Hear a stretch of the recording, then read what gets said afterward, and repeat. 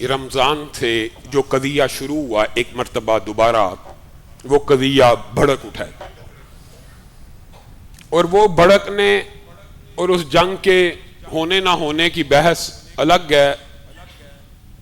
ایک جملہ جو پہلے بھی کہا تھا، جنگ دنیا میں جہاں مرضی ہو سب سے پہلا ان دو فریقین کے علاوہ متاثرہ فریق پاکستان ہوتا ہے. پٹرول کی قیمت جنگ وہاں ہوگی بڑھے گی یہاں، اور اب پٹرول کی قیمت ہفتہ وار یا مہینے وار نہیں، ہر روز کی بنیاد پہ ایک ایک 2 3 روپے والا فارمولا لگا دیا ہے کہ اکٹھا 50 روپے بڑھانے سے احتجاج ہو جاتا ہے. ہر روز 2 روپے بڑھاؤ، ایک ماہ میں 60 روپے 70 روپے بڑھا دو، کوئی فرق نہیں پڑے گا. یہ ظلم ہے. اور جنگ جس انداز میں بھڑکائی جا رہی ہے یہ بھی ظلم ہے. بات پھر وہی ہے، گئے دن کے تنہا تھا میں انجمن میں، یہاں اب میرے رازداں اور بھی ہیں. جس وقت ہم نے اس بات کو اٹھایا تھا نا کہ حملہ اسرائیل کرتا ہے، حملہ امریکہ کرتا ہے اور جواب سعودی عرب، کویت اور قطر کو دیا جاتا ہے، اس وقت پورا معاشرہ انٹلیکچوئلز ہمارے در پہ ہو گئے تھے. آج لوگوں کو بات سمجھ آ رہی ہے.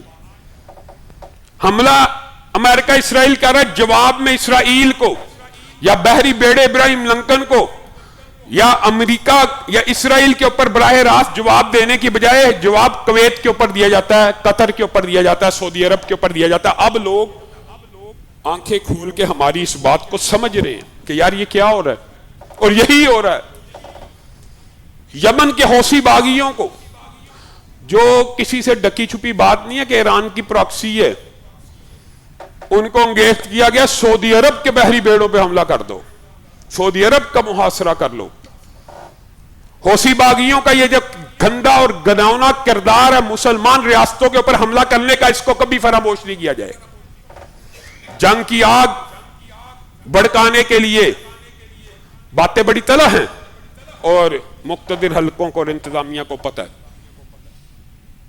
کہ ایران کی جو پراکسیز ہے وہ دنیا میں کیا کر رہی ہیں. ان سے ڈکی چھپی نہیں ہے. فاطمی یون، زینبی یون، حوثی باغی، یہ توسیع پسندانہ عزائم، یہ مسلمان مملکتوں کے اندر اپنی پراکسیز بنا کے علماء کا، عوام کا قتل اور فرقہ وریت کے بیج کو بویا کیوں جاتا ہے، یہ سب ان کو پتہ ہے. اور لیکن افسوس بے شمار سوہن ہائے گفتنی، خوف فساد خلق سے نہ گفتہ رہ گئی. میں کچھ باتیں آپ احباب کو بتاتا بھی نہیں، اتنی خطرناک اور سنگین ہوتی. لیکن اللہ کا شکر ہے پاکستان کی وزارت خارجہ نے اعلان کیا ہے، شکر ہے. اور ہم ہمیشہ سے پاکستان کی خارجہ پالیسی کی حالت جنگ میں تائید کرنے والے. پاکستان کا سعودی عرب کے ساتھ دفاعی معاہدہ ہے تو ہے. وزیر خارجہ نے بھی بیان دے دیا، وزارت خارجہ نے بھی سٹیٹمنٹ جاری کیا کہ یمن کے حوثی باغی بعد آ جائیں، اگر سعودی بحری بیڑے پہ حملہ کریں گے ہم بھی جنگ میں کودنے کے اوپر مجبور ہو جائیں گے. ایران تو ایک عرصے سے چاہ رہا ہے کہ مسلمان ممالک اس جنگ میں کود جائیں، کسی بھی طرح عربوں کا بیڑا غرق ہو جائے. عربوں کی دانش دنائی، محمد بن سلمان اور دیگر حکمرانوں کی عقل مندی نے ابھی تک جنگ کو روکا ہوا ہے. لیکن ایران حملے کرنے سے باغ نہیں آ رہا، حوثی باغی حملہ کرنے سے باغ نہیں آ رہے.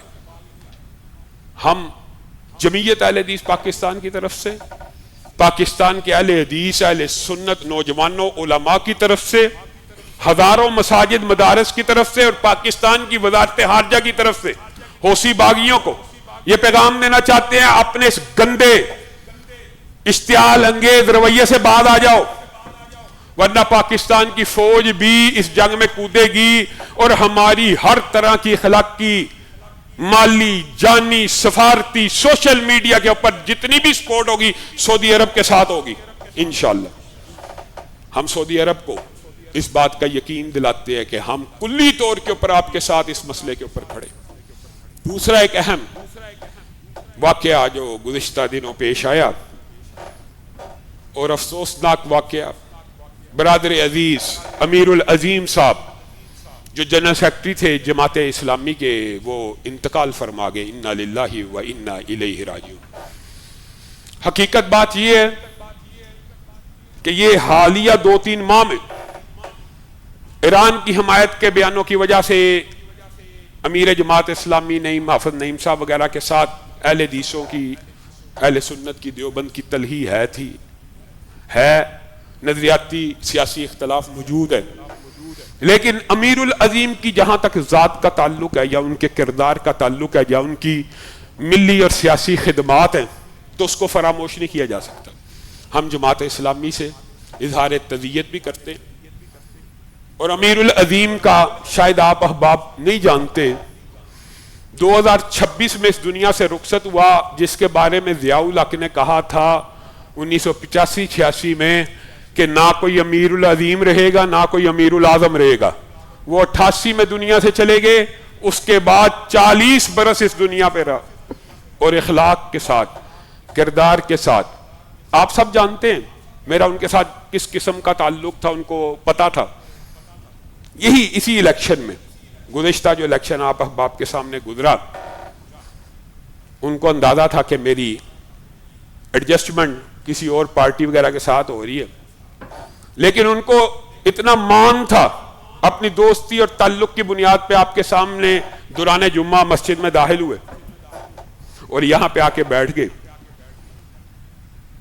اور ان کا آنا ہی ایک پیغام تھا کہ علامہ صاحب میری حمایت کا اعلان کریں۔ ان کے آنے کا مقصد یہ تھا، آپ کے سامنے ان کی پھر حمایت کا اعلان کیا۔ ایسا تعلق تھا، بہت سی باتیں، بہت سی یادیں ان کے حوالے سے دماغ میں ہیں، لیکن ایک بات کہہ دیتا ہوں، اس کے بعد دعا کریں گے اللہ تعالیٰ ان کو غریق رحمت فرمائے۔